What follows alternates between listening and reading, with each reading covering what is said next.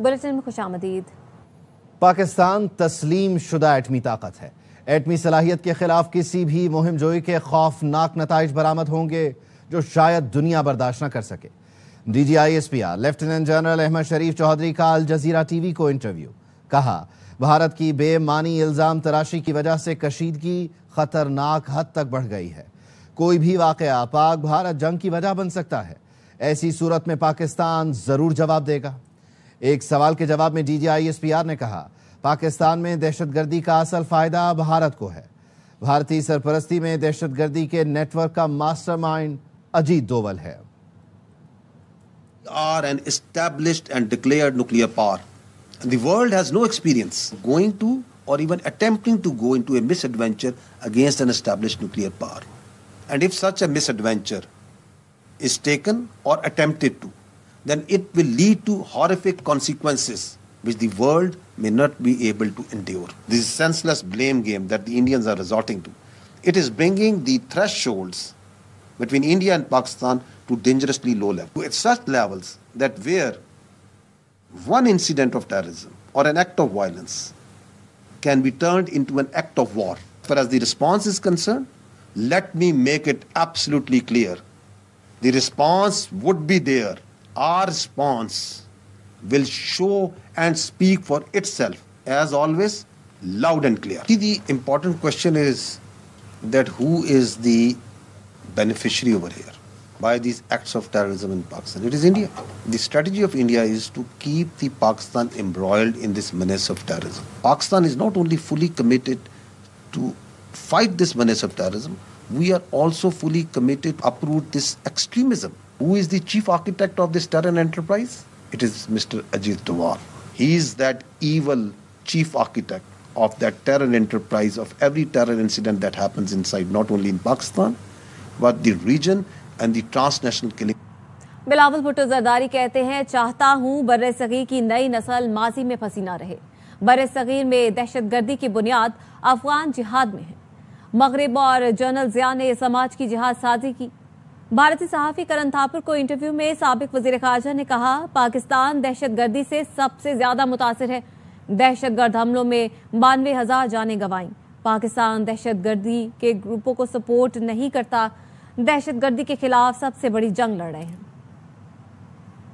To see my generation that actually forms the majority of the populations on both sides of the border to be trapped by the past. And Pakistan, along with the international community and the dictator General Zia al-Haq, orchestrated the jihadification of Pakistan as a society so that we could fight their war in the context of Afghanistan. हम आज तक क्यों सफर कर रहे हैं? ना सिर्फ LET और LEJ के कॉन्टेक्स्ट में, मगर मेला मुल्क में, TTP के कॉन्टेक्स्ट में, अलकायदा के कॉन्टेक्स्ट में, दाइश के कॉन्टेक्स्ट में, BLA के कॉन्टेक्स्ट में. This entire issue of terrorism that we are facing in the subcontinent today is a direct result of what happened in Afghanistan. This is the past. This is what happened in the past. Then Pakistan went through an entire process. And that process India is ignoring. Every Pakistani is a terrorist. Every Pakistani is your enemy. That is not true. We want peace. We can talk together and sort out all our issues. I don't believe that the people of India and the people of Pakistan are destined to be enemies. I don't want to damn the people of India and the people of Pakistan, not very least the next generation, to fight generation after generation over Kashmir, to fight generation over terrorism, and to fight now generation over generation over water. I am a victim of terrorism. I want to see an end to terrorism. It's far easier for the older generations to talk of war, to be stuck in the past. But now, when younger generations like myself will chart a new destiny for our people. PTI के लिए हमेशा से नरम गोशा है। जमहूरियत dialogue से चलती है, डेडलॉक से नहीं। वजीर आजम के मुशीर राना सनाउल्लाह की प्रोग्राम में गुफ्तगू। कहा, PTI का मुजाहरा हुकूमत के लिए नहीं, मुल्क के लिए खतरा है। PTI कानून के मुताबिक एहतजाज करने को तैयार नहीं, उनके इरादे हमें पता हैं। वज़ीर आला KP के खिलाफ अदम एतमाद नहीं लानी चाहिए। दिल में नरम गोशे की बात है, वो हमेशा से है। डेमोक्रेसी जो है वो डायलॉग से आगे बढ़ती है, डेडलॉग से नहीं बढ़ती। ये हुकूमत के लिए खतरा नहीं है, ये मुल्क के लिए खतरा है। वो आइन और कानून के मुताबिक कोई प्रोटेस्ट करने को तैयार नहीं है। जो उनका इरादा है उसको हम बखूबी समझते हैं वायलेशन। अच्छा, वो मुल्क को जाम करना चाहते हैं। के खिलाफ बिल्कुल अदम एतमाद की कोशिश नहीं की जानी चाहिए। बिल्कुल उन्होंने अपना बयान दिया होगा, लेकिन वज़ीर-ए-आज़म से उनकी कोई ऐसी बात नहीं। तहरीक चलाएंगे और पूरा पाकिस्तान देखेगा। वजीर आला खैबर पख्तूनख्वा अली अमीन गंडापुर कहते हैं मुल्क में आइन और कानून की बालादस्ती नहीं। हलफ बर्दारी की तकरीब में गया था, गवर्नर से मिलने नहीं, मुलाकातें नहीं छुपाता। ये तहरीक अपनी कामयाबी तक पहुंचेगी। खान साहब रिहा भी होंगे। खान साहब ने किसी जगह का नहीं बताया। जगह का और हर चीज का फैसला हमने करना है। ऑल ओवर पाकिस्तान का कहा गया कि हम इस दफा तहरीक शुरुआत करेंगे। बात यह है कि हमारे चीफ साहब का हल्फ था, तो मैं उनके हल्फ पे गया था। अब मुलाकात उसको कहना स्पेशली सिर्फ गवर्नर साहब को मिलने जाऊं। मैंने कोई इस तरह की मुलाकात करनी भी हो ना, तो मेरी एक आदत है, मैं मुलाकातें छुपाता नहीं हूं। 100 बार एहतजाज करें, सिक्योरिटी भी देंगे। चढ़ाई की तो 26 मई से ज्यादा मुरम्मत करेंगे। वजीर मुमलिकत बराए दाखिला तलाल चौधरी कहते हैं बानी पीटीआई के बच्चों को आना चाहिए, लेकिन आएंगे नहीं। उनके बच्चों को आना चाहिए और उनके बच्चों को पता चलना चाहिए कि उनके वालिद ने इस मुल्क के साथ क्या खिलवाड़ किया, लेकिन ये आएंगे नहीं। 100 बार एहतजाज करें, सिक्योरिटी भी देंगे, ध्यान करेंगे, और अगर किसी किस्म की आपने चढ़ाई की, लाकानूनियत की कोशिश की, तो 26 मई से मुरम्मत करें। साबिक वज़ीर आला पंजाब परवेज इलाही कहते हैं उम्मीद है हालात बेहतर होंगे। सहाफी ने पूछा, एक तरफ एहतजाज की कॉल, दूसरी तरफ मुज़ाकरात की बातें, कौन सा रास्ता दुरुस्त है? परवेज इलाही ने कहा मज़ाहमत के बाद मुज़ाकरात ही होते हैं।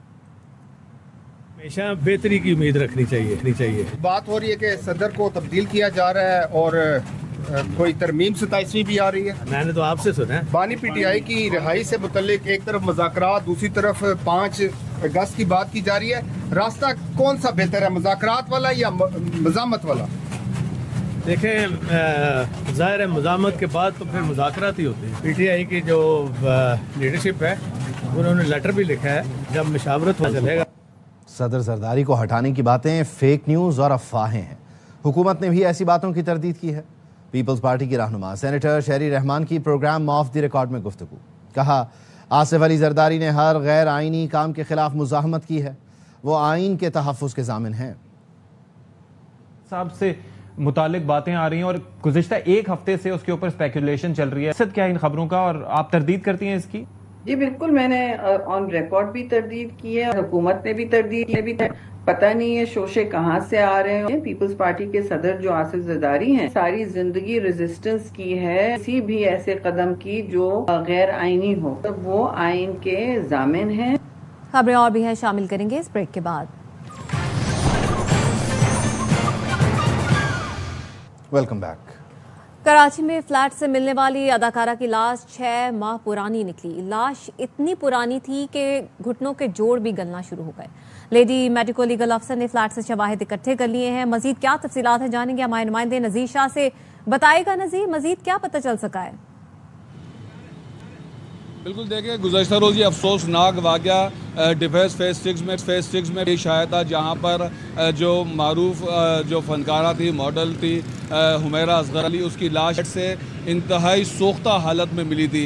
इस लाश के हवाले से हमने इन्वेस्टिगेशन की और मुकम्मल तौर पर तहकीकात की, जिस पर एक पैकेज बनाया था। वो पैकेज देख लें, उसके बाद फिर हम आपको मज़ीद तफसीलात बताएंगे। लेकिन इसके साथ साथ ये भी बता दें कि ये लाश कोई 15 रोज़ या 1 माह पुरानी नहीं, बल्कि 6 माह पुरानी निकली है। और ये हैरतनाक जो था वही आपसे कुछ देर कबल आया, लेकिन पहले पैकेज देख लें प्लीज़। पड़ोसियों ने यही कहा कि जी डिप्रेशन का एलिमेंट होगा, कोई चीखने की आवाज़ें फ्लैट से आया। शोबिज़ की चकाचौंध दुनिया में रहने वाली अचानक घुप अंधेरे में चली गई। मॉडल हुमैरा असगर अली की मौत ने सबको चौंका दिया। गैर तो गैर अपनों ने भी मुंह फेर लिया। क्या हुआ, कैसे हुआ, किसी को कुछ पता ना चल सका। फैमिली के साथ राब्ता हुआ है, अब तक उन्होंने कोई ऐसा मुस्बत जवाब नहीं दिया कि लाश कलेक्ट करेंगे। केमिकल एग्जामिनर की अगर उसमें कोई ऐसे शवाहिद मिलते हैं या कॉज ऑफ डेथ डिटरमिन होता है, प्रोसीडिंग बनती है कॉग्निजेबल, तो फिर की जाएगी। पुलिस अफसरान का कहना है पड़ोसियों ने इब्तिदाई तफ्तीश के दौरान बताया कि अक्सर फ्लैट से चीखने चिल्लाने की आवाजें आती थी। डिप्रेशन का शायद एलिमेंट होगा, चीखने की आवाजें और इस तरह से फ्लैट से आया करती थी। कोई ऐसी चीज खाने या पीने की वजह से कोई या तो रिएक्शन हो गया है, इसकी वजह से जो है वो शायद डेथ हो गई है। पुलिस हुकाम के मुताबिक लाश का पोस्टमार्टम मुकम्मल करने के बाद लाश सदखाने में रखवा दी गई। पुलिस का कहना है अगर फैमिली ने राब्ता ना किया और मौत तबाही ना निकली तो सरकार मुद्दत में मुकदमा दर्ज किया जाएगा। मॉडल हुमैरा असगर की मौत तबाही थी, किसी नशे का ओवरडोज या कत्ल का वाकया। पोस्टमार्टम रिपोर्ट आने के बाद ही असल सूरत हाल वाज़ेह हो सकेगी। कैमरामैन मोहम्मद इमाद के साथ नज़ीर शाह, ARY न्यूज़, कराची।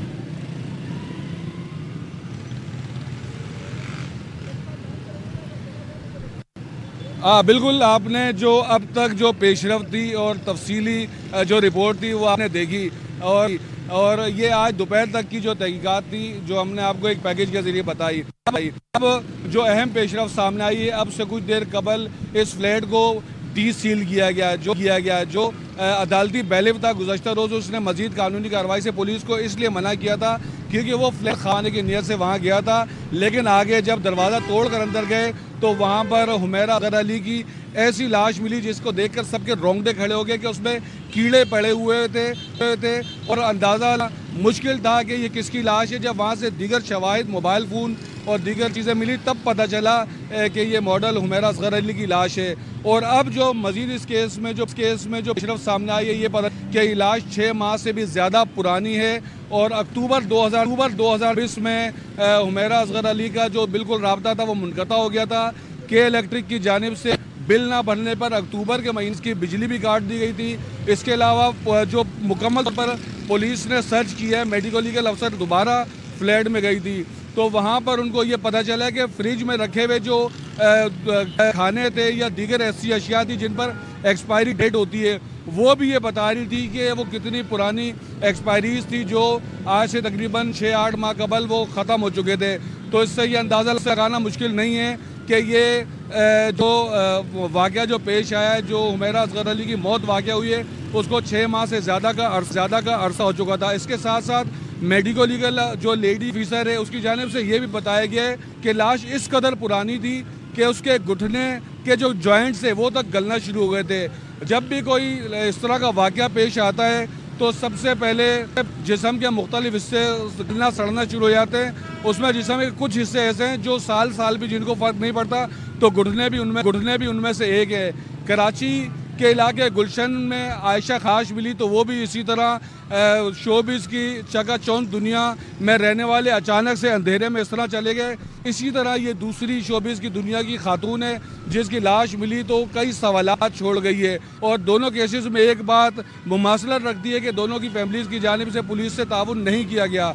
यहाँ पर भी हुमैरा असगर अली के भाई की जानिब से, वालिद की जानिब से यह तक कहा गया कि हमने उससे अपना कतई ताल्लुक़ कर लिया था, 2 साल से हम उससे राब्ते में नहीं थे, ना हम लाश वसूल करेंगे ना हम मुकदमा दर्ज कराएंगे। जिसके बाद SSP Mahjoor Ali, SSP south की जानिब से हमें बताया गया कि अगर इस जो लाश के जो अज़ा पोस्टमार्टम के बाद एग्जामिन करने के लिए महफूज किए हैं, अगर उसमें कोई कॉग्निजेबल चीज़ सामने आती है, यानी आसान ज़बान में उसको कहे, अगर कोई ऐसा कॉज ऑफ डेथ सामने आती है जिसमें पता चले कि कोई ये कत्ल का वाक़या था या इस तरह रखता हुआ, तो पुलिस सरकार मुद्दत में, स्टेट की मुद्दत में मुकदमा दर्ज करेगी।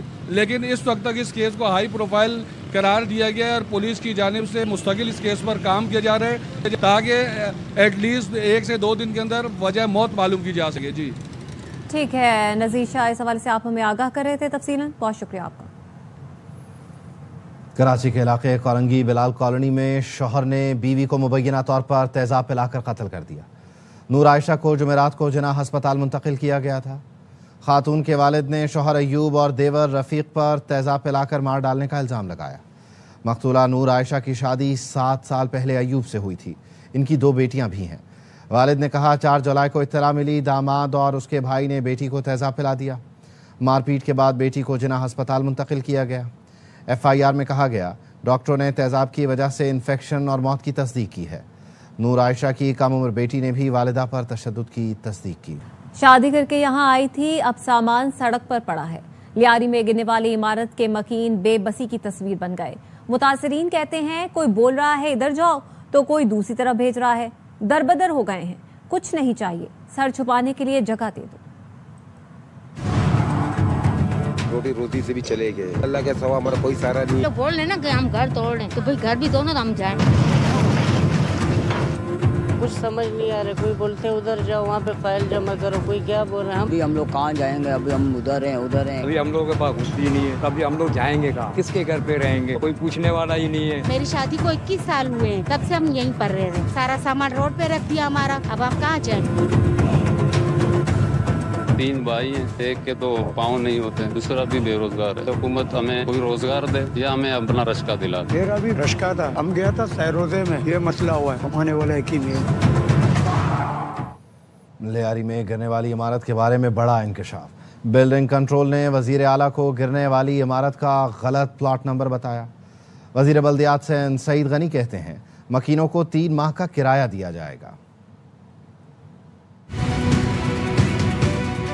मिनिस्टर साहब ने एक इजलास बुलाया, उसमें उस कमेटी ने नामुकम्मल सी कुछ रिपोर्ट पेश की। एक नई चीज हमारे सामने रखी, ये इमारत जब आज से 40-50 साल पहले बनाई गई थी तो उसका कोई अप्रूवल नहीं दिया गया। SPCA में कोई पुराना रिकॉर्ड इस तामीर के मुतालिक मौजूद नहीं। फौरी तौर पर इमारत गिरी, इमीडिएटली जो रिपोर्ट मंगाई गई SPCA से, उस रिपोर्ट में उस इमारत का नंबर हमें भेजा गया जो ये इमारत नहीं है, वो इमारत कोई और है, वो वहाँ पर मौजूद है। खतरनाक इमारतों में उसका शुमार है। लियारी में इमारतें जो तोड़ी जा रही हैं, उन इमारतों के जो मकीन हैं, 3 महीने का किराया हुकूमत सिंध फराहम करेगी ताकि वो अपने लिए रिहाइश का बंदोबस्त कर सके। गैर कानूनी तामीर होने वाली इमारतें, उनका नंबर बहुत ज्यादा है और हमारे पास रिसोर्सेज जो अफसरान की तादाद है वो कम है। जिन जिम्मेदारों का तयन उस कमेटी ने किया है उनके खिलाफ FIR आज है। मुल्क के मुख्तलिफ हिस्सों में मूसलाधार बारिश से तबाही। कोटली आज़ाद कश्मीर में सड़कें तालाब बन गई, नदी नाले बिफर गए। मोटरसाइकिल सवार पहाड़ी तोदे की जद में आकर चल बसा। भिम्बर के समाहनी नाले में पानी का तेज बहाव। गिलगित बल्तिस्तान के जिला दयामिर में आबी रेलों से राब्ता सड़कों और फसलों को शदीद नुकसान पहुंचा। लैंडस्लाइडिंग के बायस शाहराह कराकरम मुख्तलिफ मकामात पर बंद। दरियाए चित्राल में सैलाबी सूरत हाल, ज़राई अराजी, राब्ता सड़कें और मकानात ज़ेरे आब आ गए। इस्लामाबाद में शरीफाबाद नाला बिफर गया, नौजवान मोटरसाइकिल समेत बह गया। इस्लामाबाद में शरीफाबाद नाला ओवरफ्लो होने से नौजवान मोटरसाइकिल समेत नाले में बह गया। कोरंग नाले में तुगयानी के बाइस पानी घरों में दाखिल हो गया। शेखुपुरा के इलाके मिर्जा वर्का में घर की छत गिरने से 2 बच्चे जाँ बहक और 2 जख्मी हो गए। फैसलाबाद में पानी में डूबी सड़कें शहरियों के लिए मुश्किलात का सबब बन गईं। ओकाड़ा, रेनाला खुर्द, भावल नगर और हाफजाबाद में तेज बारिश से सड़कें और नशेबी इलाके ज़ेरे आब आ गए। मुजफ्फराबाद की चेहलम वैली गोहराबाद के नाले में तुगयानी, पानी के बड़े रेले से 23 मकानात और 6 दुकानें मुकम्मल तबाह हो गईं। कोटली में मूसलाधार बारिश ने सड़कें तालाब बना दी। मोटरसाइकिल सवार पहाड़ी तोदे की जद में आकर चल बसा। भिम्बर की सड़कों और गलियों में नदियां बहने लगीं, पानी घरों में भी दाखिल हो गया। समानी नाला में पानी के तेज बहाव में मोटरसाइकिल सवार बह गया, मौके पर मौजूद अफराद ने बचा लिया। गिलगित बल्तिस्तान के जिला दियामिर में आबी रेलों से राब्ता कट गया। लैंडस्लाइडिंग के बायस शाहराह कराकरम मुख्तलिफ मकामात पर बंद हो गई। स्याह घटाएं ऐसे जमकर बरसी कि थोड़ी ही देर में लाहौर जलथल हो गया। नशेबी इलाके ज़ेरे आब आ गए। शहरियों को मुश्किलात का सामना करना पड़ा, ताहम नकासी आब के लिए वासा और दीगर इदारे सरगर्म नजर आए। उल्फत मुगल की रिपोर्ट। कई रोज से जारी हब्स और शदीद गर्मी में काली घटाएं जमकर बरसी, जिससे लाहौर का मौसम सुहाना हो गया। ठंडी हवाएं चली और शहरियों ने सुख का सांस लिया। थोड़ी देर की बारिश से शहर में जल थल एक हो गया।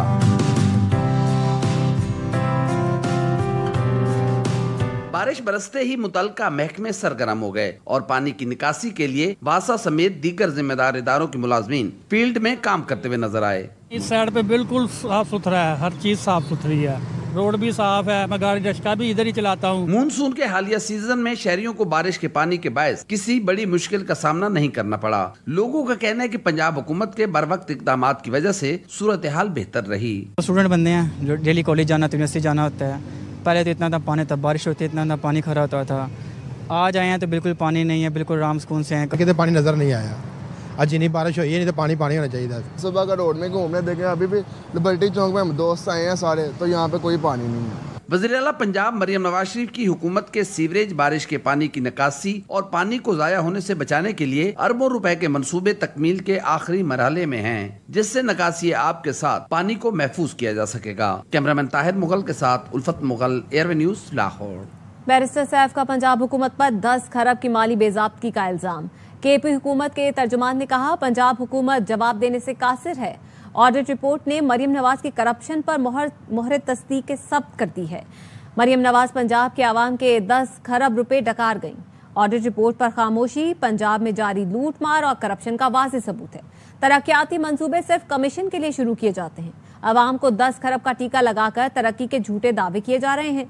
ये स्कैंडल तो ऑडिट रिपोर्ट में सामने आया, बाकी करप्शन इसके अलावा है। ये तो सिर्फ पहले साल की कहानी है, आगे आगे देखिए होता है क्या।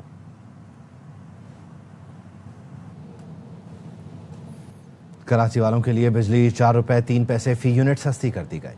नेफ्रा ने माहाना फ्यूल एडजस्टमेंट कीमत में बिजली सस्ती की। नोटिफिकेशन में बताया गया, बिजली सार्फिन को जुलाई के बिलों में रिलीफ मिलेगा। के इलेक्ट्रिक सार्फिन के लिए अप्रैल की माहाना एडजस्टमेंट में बिजली सस्ती की गई। के इलेक्ट्रिक ने 4 रुपए 69 पैसे फी यूनिट कमी की दरख्वास्त की थी। नेफ्रा ने 4 रुपए 3 पैसे कमी की मंजूरी दी। मुल्क के दीगर हिस्सों के लिए मई की एडजस्टमेंट कीमत में बिजली 50 पैसे सस्ती की गई। न्यूज़ बुलेटिन से फिल वक्त इतना। मजीद खबरों और तफसीलात के लिए आप देखते रहिए ARY न्यूज़।